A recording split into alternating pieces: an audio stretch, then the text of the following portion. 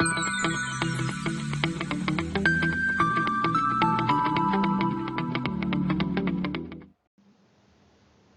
students, myself Hardik Patel from LG Institute of Engineering and Technology.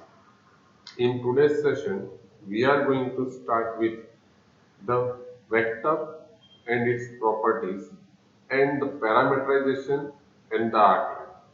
Okay. First of all, what is a vector and what is the properties of the vector? A vector is a quantity that determines both magnitude and direction. That means a vector has a direction as well as magnitude. That quantity is called a vector quantity. It is denoted by V bar or V arrow or V1, V2, V3, V1 bracket, V1, V2, V3, or it is written in the form of V1I plus V2J plus V3J. Okay. The length of a magnitude is V bar of a vector is denoted by mod V bar, and it is defined as mod V bar is equal to under root of V1 square plus V2 square plus V3 square. The length of a magnitude V bar is 1, then the vector V bar is called a unit vector. Okay? That means if the modulus value is 1, then the given vector is called a unit vector. And generally we are denoted it as a cap. First we are defining the addition and the properties of addition. Addition of a two vectors is obtained by adding the corresponding elements. So that means if you are a bar is equal to a1, a2, a3 and b bar is equal to b1, b2, b3, then a bar plus b bar is given by a1 plus b1, a2 plus b2, a3 plus b2. And the scalar multiplication c into a bar of any vector a bar and any scalar c is defined by c into a bar is nothing but ca1 plus ca2 plus ca3. Okay. That means you have to multiply each component by c. Now, properties of vector addition: a bar plus b bar is b bar plus a bar. That means it is commutative. Second one is a bar plus b bar plus c bar is same as a bar plus b bar plus c bar. That means it is associative. Third one is a bar plus 0 bar is equal to 0 bar plus a bar is equal to a bar. This is the existence of additive identity. And a bar plus minus a bar is 0 bar. That means you have additive inverse. That means minus a bar must exist. Same manner, basic properties of scalar multiplications are c into a bar plus b bar is equal to ca bar plus cb bar. C plus k into a bar is equal to ca bar plus ka bar. Here see, this is the distribution of scalar over vectors. This is a distribution of vector over scalars. Okay, then c times ka bar is equal to ck times a bar, and 1 into a bar is equal to a bar, 0 into a bar is equal to 0. Okay, and minus times a bar is minus a bar.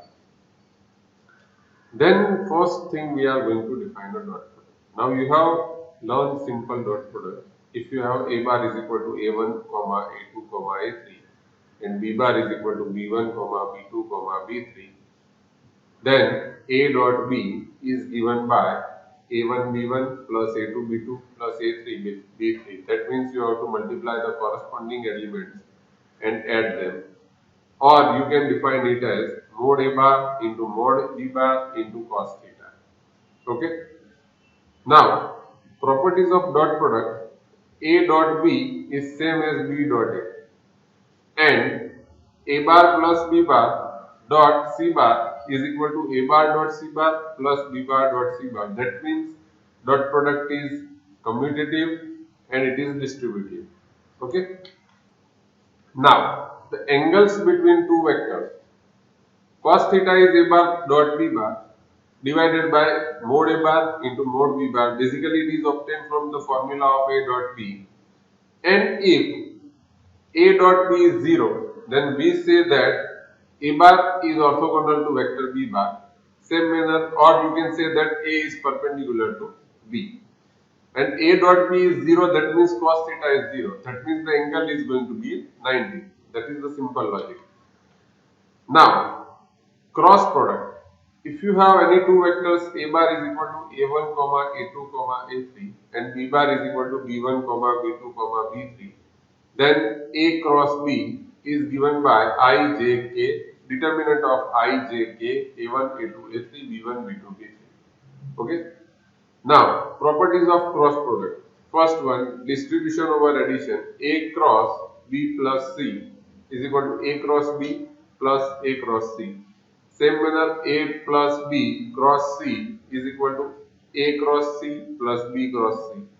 That means C, but you cannot say that A bar cross B bar is equal to minus B bar cross A bar. That means A cross B is not same as B cross A. That means cross product is not commutative. And I cross J is K, J cross K is I, and K cross I is J. Okay. Now we are going on to the parameterization.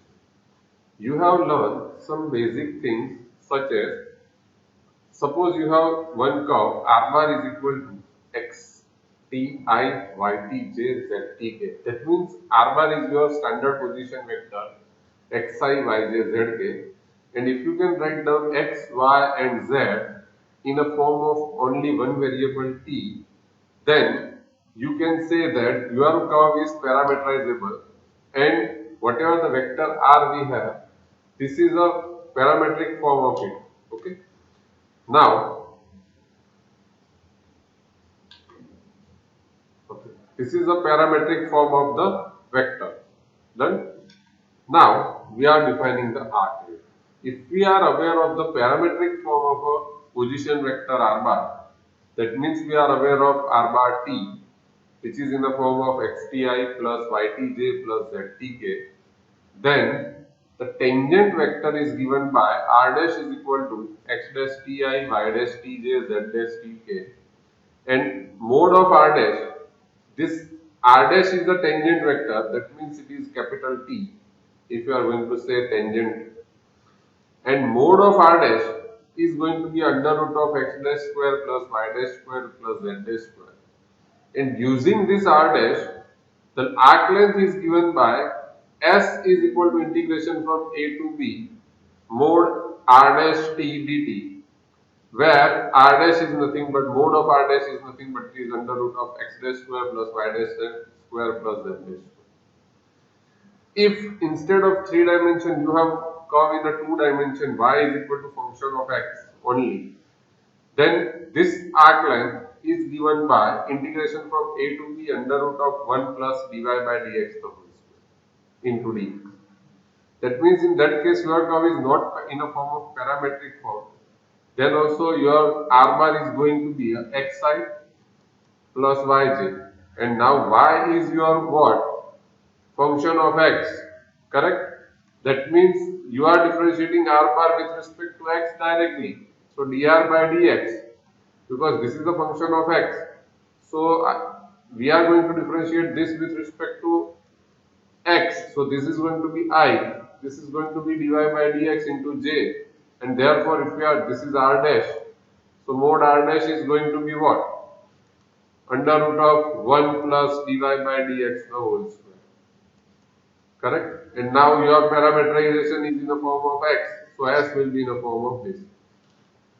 Now this is basically a small s, not a capital S. Okay? This is basically a small s. Please remember that this is a small s. Find the arc length of the portion of the circular helix r bar is equal to cos ti sin tj plus tk from t is equal to 0 to t is equal to 5. Okay. So here you have already given the position vector. So r bar t is what? Cos ti plus sin tj plus tk. So what will be the r dash? R dash t. R dash t is cos as a derivative minus sin t into I. plus sine as a derivative cos t into j plus t as a derivative 1 into k. So mod r dash, that will be a under root of sine square t plus cos square t plus 1, because see minus has a square plus, but sine square plus cos square is 1, so 1 plus 1, and that will be a root 2. Now arc length s is equal to, small s is equal to integration from a to b under root of mod r dash t dt, correct? Now here you have limits of t is from 0 to pi, and mod r dash, mod r dash t is nothing but it is the under root of 2 dt. So root 2 common out, dt has the integration t from 0 to pi, and that will give you root 2 into pi. Okay. Okay, the same manner we have a second example.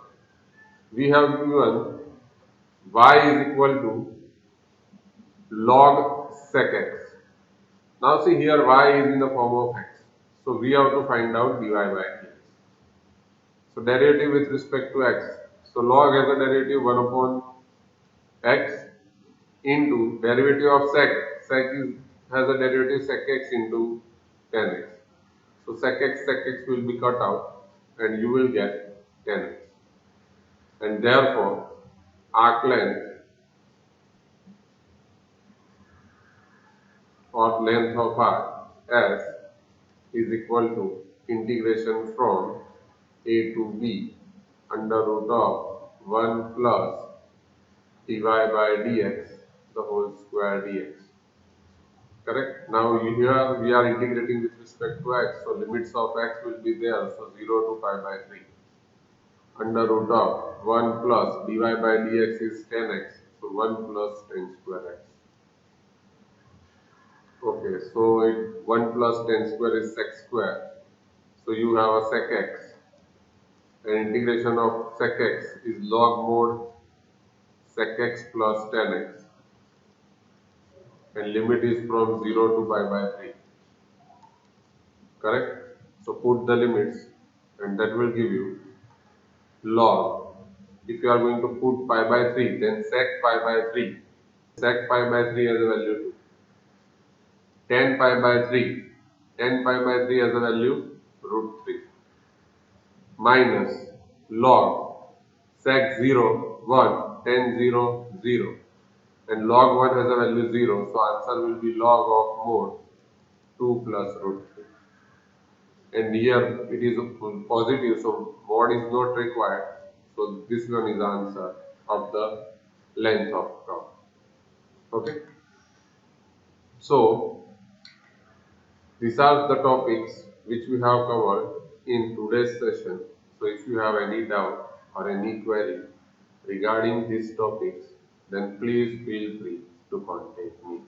Thank you so much for watching me.